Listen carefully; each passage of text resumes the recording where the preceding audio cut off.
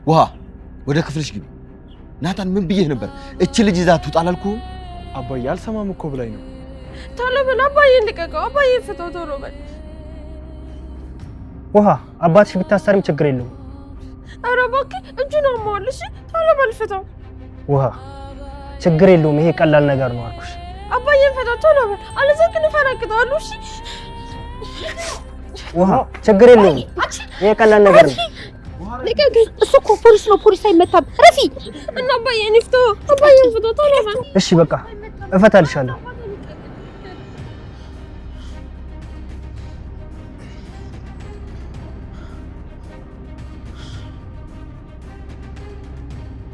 ያው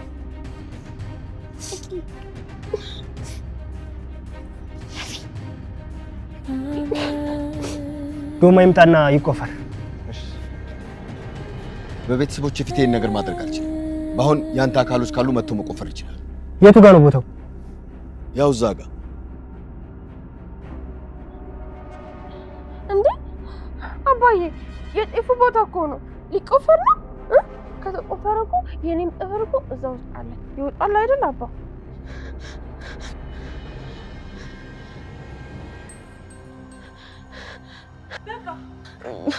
በቃችሁ፣ አባዬን ተውት። ማለት አባዬ ምንም ያደረገው ነገር የለም። አባዬ ሰው አልገደለም፣ ምንም ያደረገው ነገር የለም።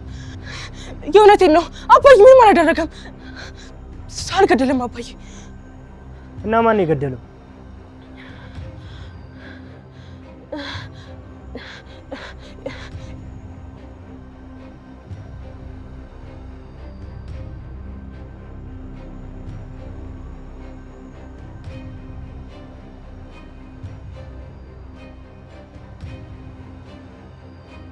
አቢጌል በመጨረሻ ለሰራችው ወንጀልና የቤተሰቦቿን ምክር አልሰማ ብላ አባቷ ላይ ባመጣችው ጣጣ ተጸጽታ መርማሪ ፊት ቀርባ ያቀረበችውን የእምነት ክህደት ቃሏን ቀይራ በመጨረሻ አባቷ ምን እንዳላጠፋ ሰው እንዳልገደለና ሞቷል ለተባለውም ልጅ ተጠያቂነቱን ወስዳ እንደገደለችው አምናለች። አይወደኝም፣ ለኔ ምንም አይነት ፍቅር የለውም ብላ የምታስበው አባቷ በእሷ ወንጀል እሱ ታስሮ ስታይ በውሳኔው ደንግጣ የእስከዛሬው ሀሳቧ እውነት እንዳልሆነ የተረዳችው አቢጌል ምንም ያክል ራስ ወዳድና ግትር ብትሆንም ነገር ግን አባቷ በሷ ጥፋት ታስሮ አንገቱንም ደፍቶ ስታይ እንደሌላ ጊዜው ራሷን ማስቀደም ፈጽሞ አልቻለችም ነበር። ከዚህ አስቀድሞ አቢጌል ከመርማሪ ፖሊስ ጋር የምርመራ ክፍል ውስጥ እያለች ልጁን እንደገደለችው እንድታምን ወይ እንድትክር ጠይቋት የነበረ ቢሆንም ምንም አይነት ማስረጃም ይሁን መረጃ ሊገኝባት እንደማይችል አስባ በድፍረት ልጁን ፈጽሞ እንዳልገደለችው ነበር የተናገረችው። ነገር ግን እሷ ምርመራዋን ጨርሳ ስትወጣ በተራው ቃሉን ለመስጠት የገባው ደረጀ ነገሮችን በአንድ ጊዜ ድብልቅልቁን ያወጣዋል። በቅድሚያ መርማሪ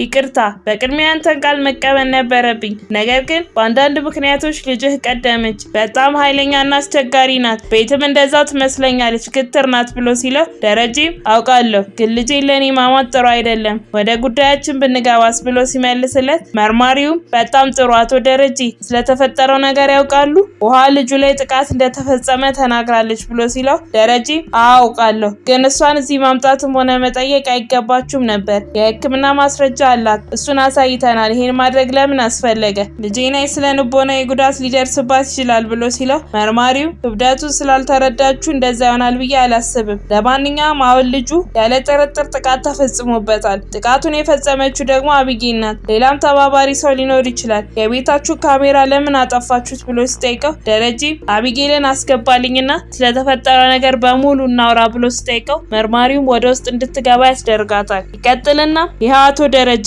ልጆት መታለች፣ አሁን መጀመር እንችላለን። ልጁ ቤታችሁ ውስጥ ጥቃት ተፈጽሞበታል።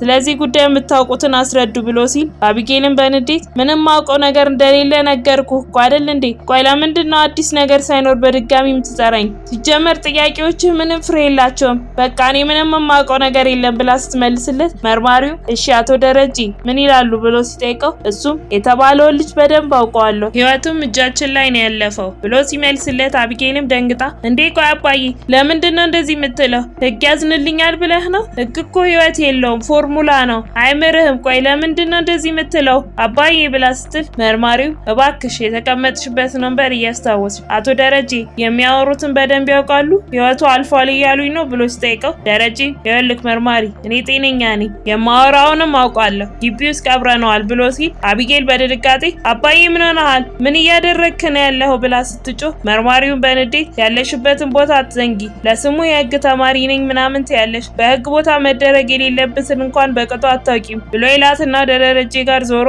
ድርጊቱስ በማን የተፈጸመው ብሎ ሲጠይቀው እሱም ድርጊቱን የፈጸምኩት እኔ ነኝ ቦታው ድረስ ወስጄ ላሳያችሁ ፍቃደኛ ነኝ ብሎ ሲለው አቢጌልም በቁጭት ማልቀስ ትጀምራለች። መርማሪው ይቀጥልና አቶ ደረጀ ለእውነትና ለህግ ያሉትን አቋም ሳላደንቅ ማለፍ በፍጹም አልፈልግም ይሄንን በማድረጉ የቅጣት ማቅለያ ይኖሮታል ከጓደኞቼ ጋር ሆኜ የቀሩትን ዶክመንቶች አዘጋጅቼ ወደ ቦታው እንሄዳለን ሁሉም ቤተሰብ ወደ ቤት መሄድ ይችላል እርሶ ግን እዚህ ይቆያሉ ብሎ ሲል አቢጌልም ስቅስቅ ብላ ማልቀሷን ትቀጥላለች። ደረጀም ታኤቢ እንደዚህ መሆን የለብሽም ብሎ አቅፎ ሊያጽናናት መሞከር ይጀምራል።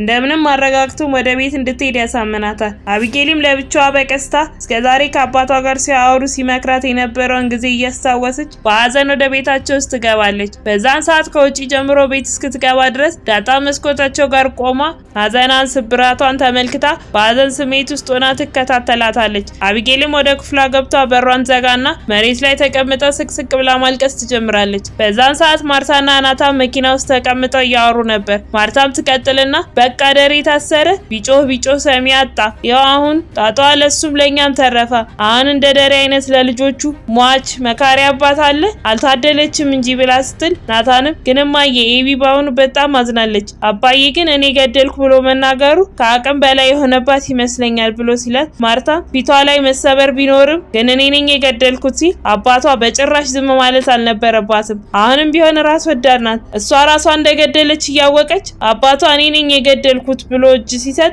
አባቴ ንጹህ ነው እኔ ነኝ የገደልኩት ማለት ነበረባት። እንግዲህ እንዳያሃት እኛንም ጥላን ነው የሄደችው ፖሊሶቹ ቤት መምጣታቸው አይቀርም ደረጀንም ይዘውት ነው የሚመጡት አደራህ ናታን በምንም አይነት ሁኔታ ውሃ ይሄንን ነገር ማየት የለባትም ምጥን ጋር ወይ አንድ ቦታ አድርጋት ብቻ ከዛ አካባቢ ዞር አድርጋት አደራ ደግሞ ይሄንን ቤት ለቀን ወደዛኛው ግቢ ብንሄድ ይሻላል ጠዋት ማታ ስለሞት እየተወራ ጠቅላላ የሞት መንፈስ ወሮታል ብላ ስትለው ናታንም እንደዛ ይሻላል እማዬ ግን እስቲ መጀመሪያ ይሄ ነገር መፍትሄ ያገኝና አባዬም ሲመጣ እንነጋገርባታለን ይላትና መኪናውን አስነስቶ ወደ ቤት ይሄዳሉ። በዛን ሰዓት ዳጣ ኤቢን ለማየት ወደ ክፍሏ ትሄድና ኤቢ ምንድነው ምን ሆነሻል ቆይ ፖሊሶቹ ምን አሉ ብላ ስትጠይቃት ኤቢ ዳጣ በእናትሽ ተይኝ በቃ ውጪልኝ ራሴን በጣም አሞኛል ስትላት ዳጣ ለምንድነው ራስሽን እስኪያምሽ ድረስ ያለቀሽው ከቅድም ጀምሮ እያየሁሽ ነበር ምንድነው የተፈጠረው ብላ ስትጠይቃት ኤቢ አባዬ እኔ ነኝ የገደልኩት ብሎ እኔ ነኝ የቀበርኩት ብሎ እጁ ሰጠ ብላ ስትነግራት ዳጣም ደንግጣ ምን እና አንቺ ዝም አልሽ ብላ ስትጠይቃት ኤቢ